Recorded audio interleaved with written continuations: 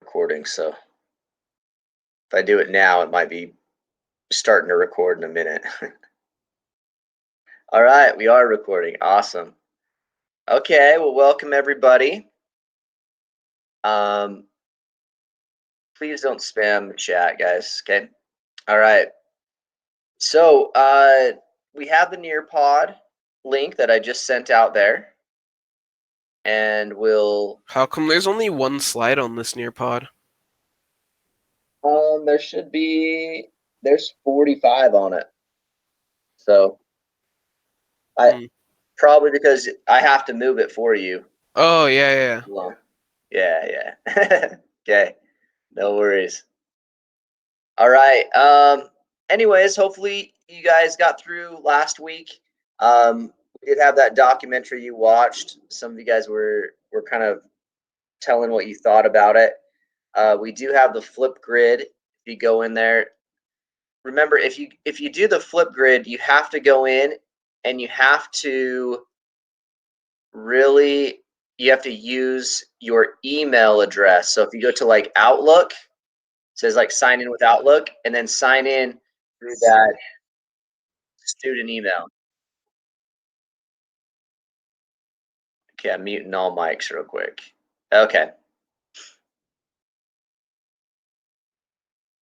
All right. So anyways, you have to go and you have to log in through that. Okay.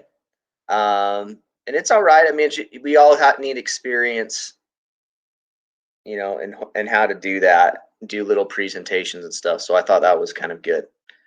So you have that and you have the quiz. So this week we'll have a quiz, and then we'll also have kind of a worksheet assignment that you have to go through on stuff. Yeah, I thought some of you guys did a really great job. And even though some of you guys don't like the camera as well, I mean, you said you can put emoji over your face, or some people didn't even turn their camera on. They just did the presentation, which I'm fine with. Okay. However, you want to do it. Okay. All right. Let me share my screen real quick with you. This week, what we're going to be going over, we're actually going to be going over criminal law. Okay. And so there's a lot of nuances to it, a lot of things that it's very complicated, right? There's a lot of different systems. So we actually have a lot to kind of go through. I'll try to be asking some collaborative questions along the way. But let me, before we get into that, if you go into your course, okay, so your course should look like that. Remember, I always post the recording here in the announcements. If you go to plan, okay, that will tell you what's coming due. So next Monday, which remember I have everything due on Monday, you'll have the quiz that's due and the criminal law worksheet. Okay, so those are the two things. To get to those, you go to content, flip up here. It's going to be Unit 3. This is the quiz right here that you'll want to take after this class or after you watch this. Then there's this. Let's see if it will open up for me. This is a document that you can use to help answer the worksheet questions. Okay. And then the worksheet, I should have had that up here. The worksheet, what it is, has instructions right here. You're just basically going to copy that, put that in a Word document or whatever, and then answer those questions. Okay. All right. So that's what we have for our assignment today. Okay. So let's start going through this. And I forgot to put on my objective and stuff like that, but that's okay. We'll just roll with it, especially since we got a lot to go through. Okay, so there's different law concepts that you got to think of. Okay, so there's common law that centers around traditional customs, which have been previously become basics in decisions today. You have case law, which is basically what the law, as it goes through the courts, they make different decisions and they can go off case law. And then also statutory law, which is basically what the legislature's right. Okay. Oh, I need to hide all your guys' names. Okay. So we have some different acts. Okay. So if we're thinking about doing something, so we have acts of omission. Okay. which means you neglectfully didn't do something, okay? So an act of omission signifies that an individual fails to do something that they were required by law to do. So, for example, to report child abuse, okay? Requiring your children to attend school. I don't know if you knew that. It's a law that you guys are supposed to be into school up to a certain age, okay? A failure to signal, like a traffic signal, okay, when you're driving. So that would be an act of omission.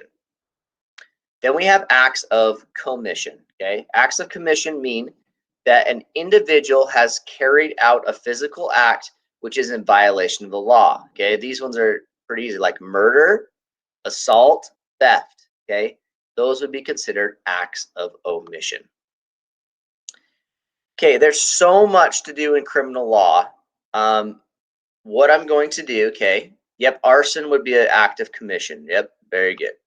Okay, so you can play this on your end, but I'm going to stop sharing and I can do it through the Nearpod. This gives you a lot of how the criminal law works if you were to break some type of law. Okay, so let me put this up here. And so this is a little bit of time, but I think it's a good overview of what we're trying to look for. Have you ever wondered how criminal charges are filed? Well, stay tuned because I'm going to tell you how. This is Crim Law 101. I'm your professor and class is in session.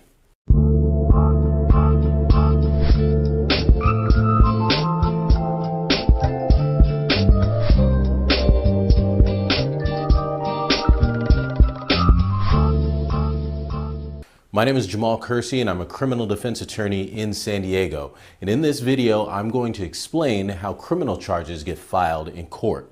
Let's start with police investigation. One of the ways police investigations are initiated is in response to a 911 call. Someone calls 911 with an emergency, the dispatcher puts the call out, and officers respond to the scene. The officers take the statement of the reporting party and any witnesses. Crime scene investigators may take photographs, collect evidence, or shoot video of the scene. Later on, a detective may follow up with any witnesses to confirm or clarify their statements. Reports are prepared and the evidence collected is compiled. The police then turn over all of the information, the reports containing the witness statements, videos, photographs, etc., over to the DA's office. From there, an issuing DA reviews the evidence. The police will generally recommend the charges which should be filed. The issuing DA reviews the evidence to see what, if any, charges should be filed. And this is done by looking at the elements of a crime. For example, a robbery in violation of Penal Code Section 211 has two elements. One is the taking of property, and two, using fear or force. A burglary in violation of Penal Code Section 459 has two elements as well. One is the entry of a building, and two, with the intent to commit theft or any felony therein. And so the DA is analyzing the facts to see which charges she believes can be proved beyond a reasonable doubt. Sometimes additional evidence is needed in order for the DA to reach the conclusion that she can prove her case beyond a reasonable doubt. In this instance, the detectives would actually be called on to conduct further investigation. In other occasions, even though the detectives make a recommendation for certain charges to be filed, the DA does not believe that the charge can be proved beyond a reasonable doubt and declines to file the charge. An important distinction is the fact that law enforcement merely needs probable cause in order to arrest somebody for committing a crime. Probable cause is a relatively low standard. A DA must be confident that she can prove her case beyond a reasonable doubt. And this explains why sometimes people are arrested for a crime but don't actually get charged in court, or why in some cases charges get dismissed after they've been filed. Assuming there's sufficient evidence justifying criminal charges, the next step is the drafting of a document called the complaint. The complaint has the defendant's name, date of birth, and booking number on it, along with a case number. It lists each of the charges and allegations against the defendant, along with the sentencing ranges for each charge. The complaint is then filed in court. The next step is the defendant's initial appearance, which is called the arraignment. And in the arraignment, the accused is formally read the charges against him and he enters his plea. You can check out my video on where I explain what happens at the arraignment. Well, that's a quick explanation on how criminal charges get filed in court. I hope you enjoyed this video. If you did, please show us some love and hit the like button. All right, guys. So that kind of gives a really good overview, right, of what happens when you get into the criminal law system. Okay. As you heard, probably some words there, stuff like beyond a reasonable doubt. Okay. So if you're going to be convicted of any kind of crime, it needs to be beyond a reasonable doubt. Okay. And so we're going to go on to talk a lot about it, a lot of these terms and stuff like that. So why don't you guys answer this question real quick on Nearpod after watching the video? What questions do you have? Okay, it's probably because there's light shining on it, just so you know. All right. Other than the guy's forehead, I think there's, my head's kind of shiny too because I got a light shining on mine. Penal codes. Okay, so penal codes are determined by the legislature, right? So the legislature kind of, the penal code numbers. Okay, so maybe I need a little bit of clarification on that. Okay, so each code number, right, the penal code number, whatever you've done, there's usually a certain sentencing time, right? They have to go from this time to this time. It could be life. It could be 10 years to life. You've probably heard that before, right? Or this one requires, it's 5 months to a year in jail or something like that. Okay. Different penal codes, and the codes are created by the legislature, and then they're basically kind of there. Let's see here. What others say? How do you determine what is a crime and what isn't? Okay. Crimes are based upon custom, which we kind of talked about before a little bit, right? The custom of the area or the culture of the area that you're in. And they're created by government, right? By legislation, and then they become that. Okay, enough about his forehead. What makes something probable enough for it to be considered probable cause, right? So for example, if you got, or somebody got pulled over in a vehicle and the officer walked up there and he could smell marijuana or he could smell alcohol, he has probable cause at that point in time to search the vehicle. Okay, that's what we'd call probable cause. Let's see here. How thin is the line between different crimes? Really, the crimes are all broken out by state code, which is basically state law, which is written by the legislature, right? And so they define what it is. And so basically, there is a difference between like burglary, I can't even say that word, and robbery. Okay. It's just whatever the definition is. Okay. How did he memorize penal codes? That's what happens when you go to law school. You should know a lot of those just off the top of your head, right? What is beyond a reasonable doubt? Okay. So to be convicted in a criminal offense, you must be convicted beyond a reasonable doubt. They have a jury that comes in, and every single person in that jury basically says, is this person guilty or not? Okay. And if they say all of them say they're guilty, they believe that they can prove it beyond a reasonable doubt. That means the evidence is sufficient enough to do it. Kira, you raised your hand. You have a question.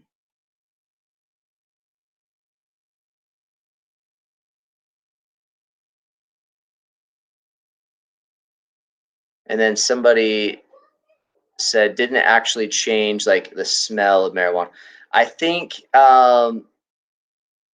it really depends. I'm not totally sure, but I'm pretty sure that is probable cause enough to search the vehicle. A smell of marijuana. Okay. How did you memorize all that? How many different code numbers are there? There's thousands of laws. Okay. Thousands of laws out there in penal codes. Why do men get sentenced longer than women in crime? And that's a very good question, because there's an inequality, particularly among not just men and women, but among race, right? And so that's one of the things they're kind of looking at. You know, if you had somebody that's an African American, they're probably going to be sentenced longer than somebody that's white, right? Which is very unjust. And so that's what's something that a lot of people don't like about the system, right? But there is a sentencing period dependent upon the code of how long they need that they can be sentenced for. Okay.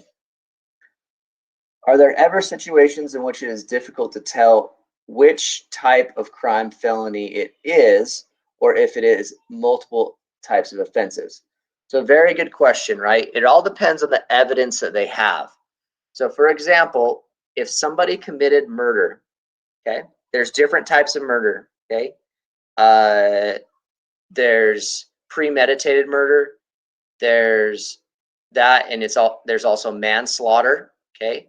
So if we didn't have a good case, right, and we could not prove beyond a reasonable doubt that this guy actually committed murder, we might actually charge them with manslaughter, because we know that we can prove that beyond a reasonable doubt.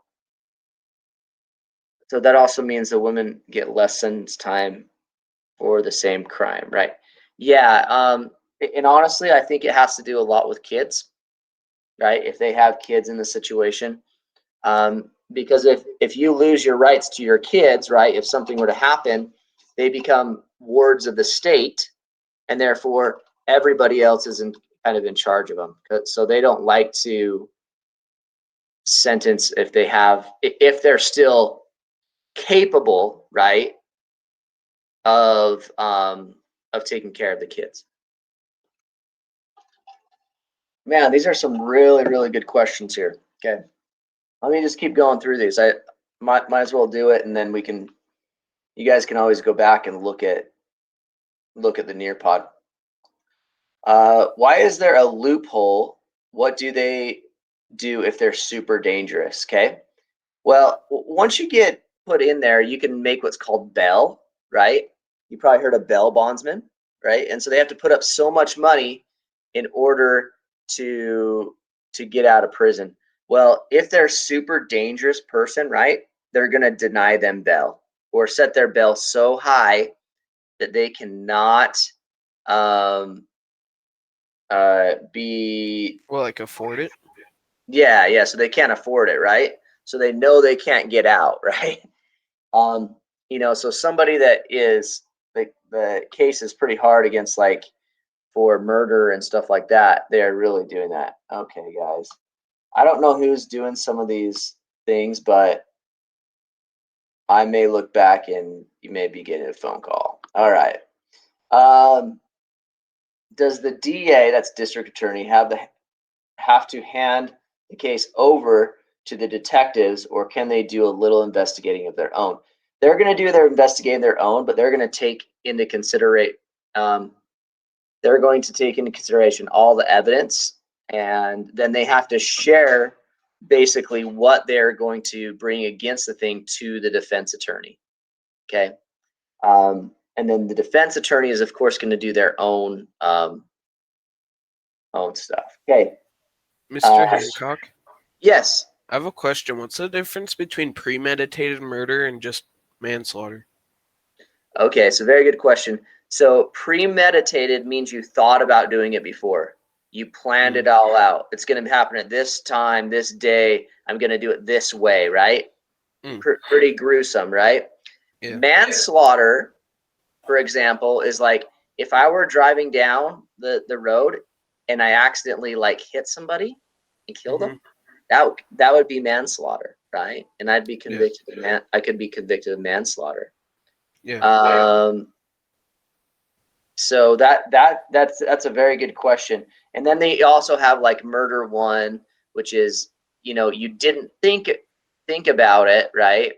It wasn't premeditated, because premeditated you think is kind of worse, right?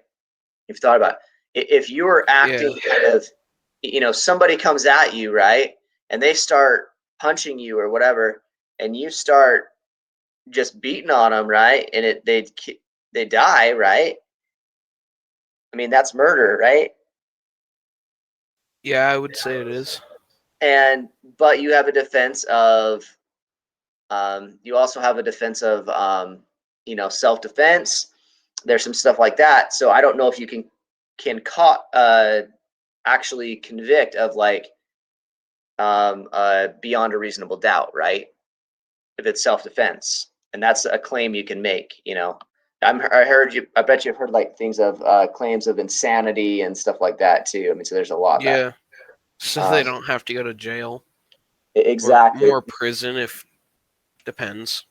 Yeah. So that would Isn't be jail more. like? Wouldn't someone only go to jail if like their sentence is like 5 to 10 years? Yeah. So jail is usually a year or less. Okay. So jail is a year or less, because that's a difference, right? Jail is a year or less. It's kind of a short-term kind of stay. Prison is long-term. Okay. So more than a year. Yeah. So yeah, as we're talking about, I think in the chat they're talking about different kind of serial killers. Yeah, I mean, that would definitely be premeditated kind of stuff. Okay. All right. What's the difference between cultural crime and state crime? Okay, so cultural, you got to think about it. So here's a different type. I guess why we're on murder, right? I guess we stick on it. You may have never heard of before, but it's called honor killings. Okay. So in some cultures, if, let's say, for example, I had a daughter and I'm a certain religion, okay, and they go and they have a boyfriend that's a different religion and different ethnicity, and they believe that basically in their culture my daughter has now dishonored me, I now have the right, according to my culture, to kill her. Okay, that's called an honor killing. Now we think about that, right, in our context of culture. Okay, we would never go for that, right? Yeah, I mean, it's true. It happens in the world, okay, quite a bit. That is what would be a cultural crime, right? It in that culture, it's fine to do that. In our culture here, we say, "Oh no, that person has a right to life," right? And so you can see how culture is kind of different. And then there's different crimes that are made by the state. So the state usually, or the legislature, right, legislative branch, makes laws that are based upon our culture, right? Does this go for people killing? Uh, in some cultures, yes, that would be the same, Ronnie. So if they had a different sexual preference, they could say that dishonored my family, and that would be considered an honor killing. Yeah. So, but luckily we do not have that in our culture. You know, I mean, I think we think it's all wrong, but yes. Okay. Very good questions, guys. All right. Sorry, I'm getting some of these pictures out. Okay, let's not kind of do that. Let's stick on topic here. Can just have some, you'll give parole. Somebody talking about parole. We'll talk about that kind of later. Where is the line between reason and crime? Well, that's for the courts to decide, right? Okay. What if you know that they committed a crime, but you don't have enough evidence to convict them? Then what happens, right? is you go for the lesser crime, right? So as I said before, if you cannot do it for murder, you say it's manslaughter, right? If you can't prove manslaughter, you go down another level, right? So you can search a car without a search warrant. If they have probable cause, yes, they can. Okay. Listen to what he's talking about. Okay. All right. Okay. Okay, I got a whole bunch of stuff. Hopefully I answered all those questions, but I think that was a really good discussion there. Yeah, a lot of good things. I think you guys are very interested in this. So good topics, guys. Okay, let's kind of move on. Okay, so we talked about Utah code. Okay, the Utah book, the Utah legislature, right? So they have their own laws. Also the United States has their own laws, right? And they're all put in there. If you go to like le.utah.gov, you can search up all of the Utah code. There's thousands upon thousands of different laws and how things are written, okay? So there's general provisions, okay? There's basically a jurisdiction of where basically where everybody's over, right? So like if you're in the United States, you're governed under the United States. And then you go within Utah, the United States, and Utah has a right, okay? If you're in a certain county, that certain county has jurisdiction, even down to a certain city, okay? And they all have the right to have those kind of laws in there, okay? A venue is the right of a county or district to prosecute a criminal action, okay? In the judicial branch, so in court, basically what that means. Okay, so statute of limitations. So for example, there's only so long you have before the state or the county or whatever can charge you with a crime, okay? A capital offense, which is like murder, there's no statute of limitations. It basically means that at any point in time, if I committed a murder 80 years ago, I could still be tried for it. But if it's a felony, they have to do it within 4 years, a misdemeanor within 2, or an infraction, which is like a traffic infraction, within 1 year. Okay. Do jails still do executions? There are some states that still look at doing the death penalty. Yes. So that could be but that would only be for a capital offense, right? And information, you kind of talked about that. It's prosecution begins with the information is filed, and the information is a legal document which is filled out with the appropriate court specifying the law of the defendant and the alleged crime and what proof exists. Okay, principles of criminal responsibility. Did they do it intentionally? Okay, was it knowingly? Was it recklessly? Okay, was it negligently? And then also, your traffic laws do not require some type of intent. So there has to be some type of intent there in order for it to happen. Okay, hopefully you kind of understand those. Elements of crime. Each crime is composed of elements, each of which must be proven in order to find the defendant found guilty. Okay.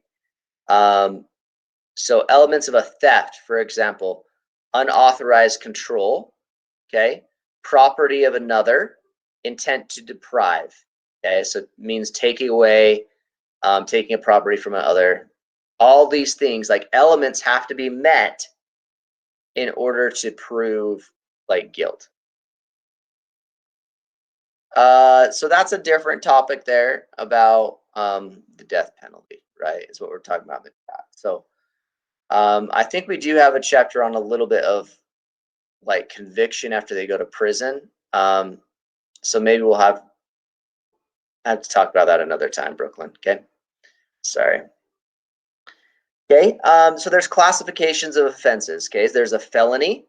It's an offense punishable by a prison sentence. Okay. So that's very good. Remember we talked about the difference between jail and prison. So if you do a felony, it's over a year, so you're basically going to go to jail or prison, right? A misdemeanor is a punishable offense by jail, right? So you basically have that. Yeah, I'll try to get there. Kayla, do you need me to do it right now?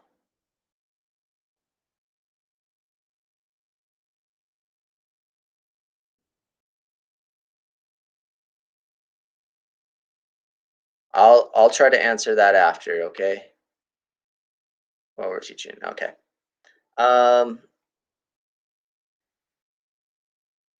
Okay, so capital of felony, okay, so that's the highest one, is something like aggravated murder, of life imprisonment, 2 separate hearings. There's a lot of things that need to happen, okay? And sorry, I'm gonna have to go kind of quick through these because there's a lot.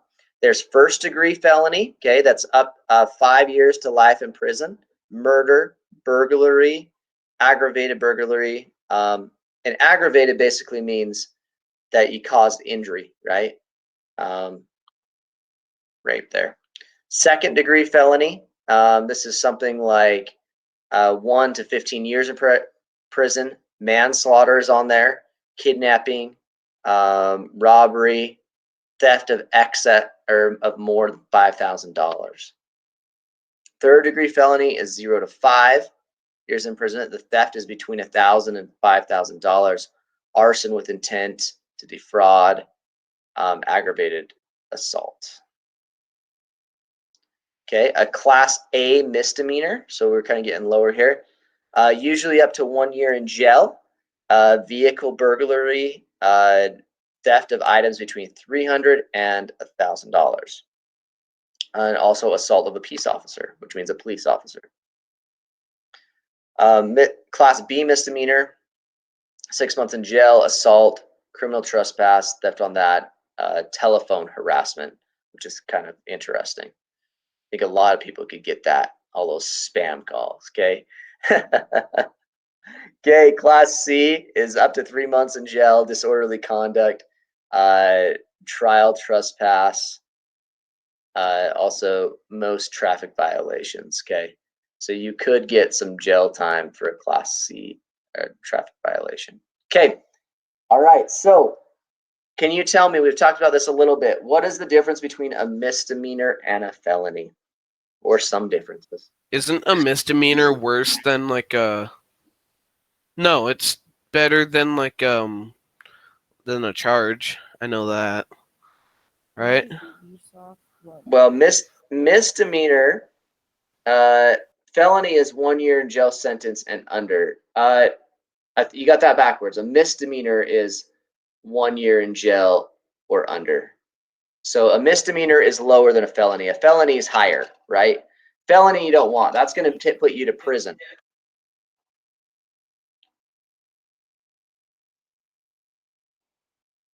Yeah, Jacob, go ahead. What'd you say?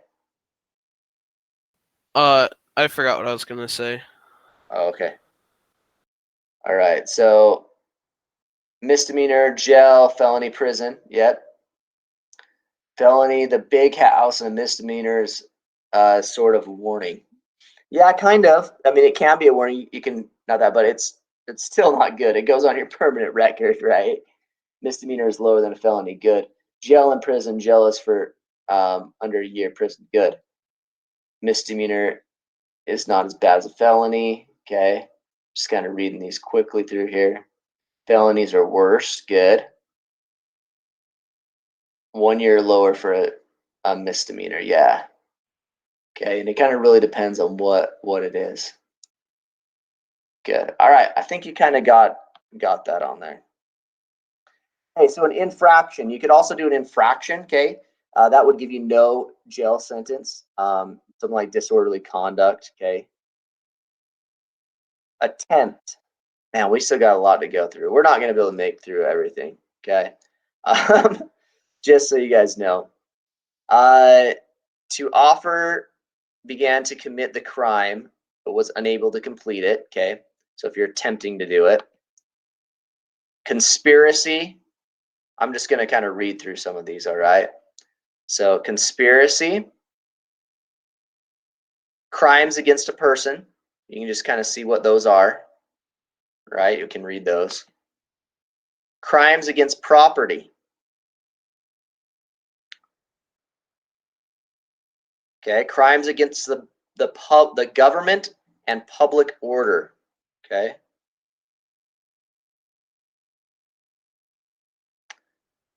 Interfering with an arrest. Okay, so if somebody's going and you interfere with an arrest, that's against the law. Obstruction of justice. Okay, so basically not letting the police do their job, right? Holding up the prosecution, destroying evidence. False report of a crime. Okay, like the little liar liar reference there. Okay, if you falsely report a crime, it's against the law. Okay, false personal information. Okay, so if you go there and you like joke calling 911. No, well, yes.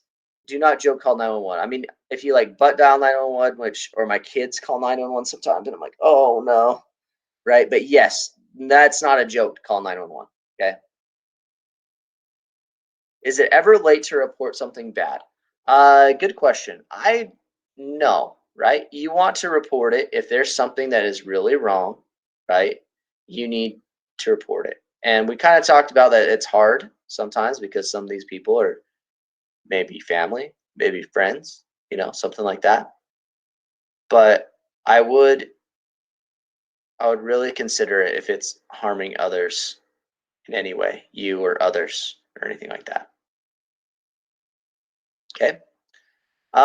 Crimes against public order and decency. Okay. So lewdness, intoxication, that kind of stuff.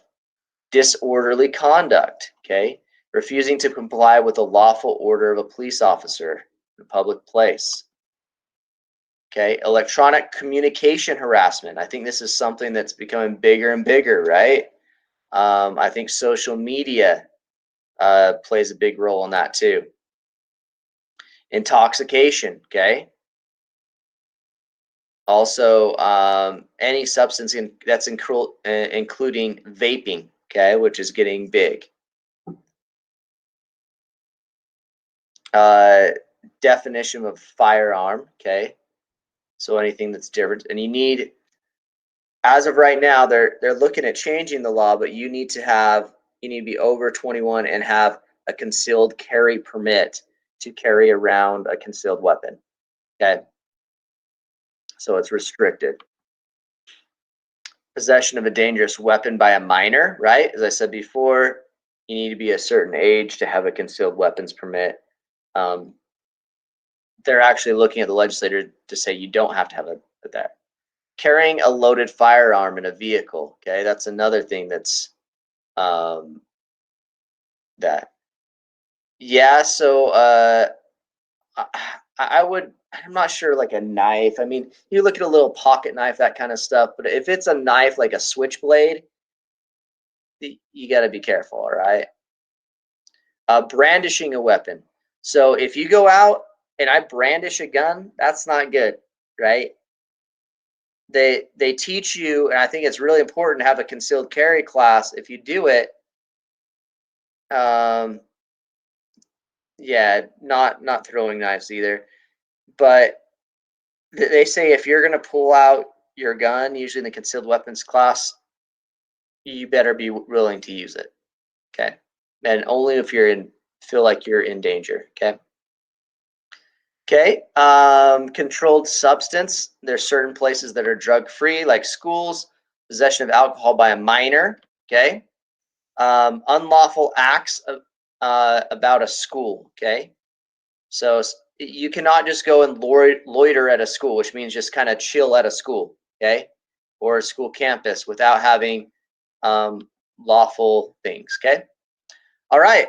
Well, actually, I finished that. I was surprised. I'm surprised we kind of got through it because I went fast. So I'm sure we have maybe got a bunch of questions. So let me Why don't you put any questions in? Jacob, did you have another question? You had your hand still raised on my thing. Oh no, Okay. I just forgot to put it down. Sorry about that. Yeah, no worries. No, you should not prank call 911. That's not good. Not good. Let's look at the assignment. Okay, so the assignment, right? If you go to Unit 3, oh crap, it's logging me out. Keep on does that.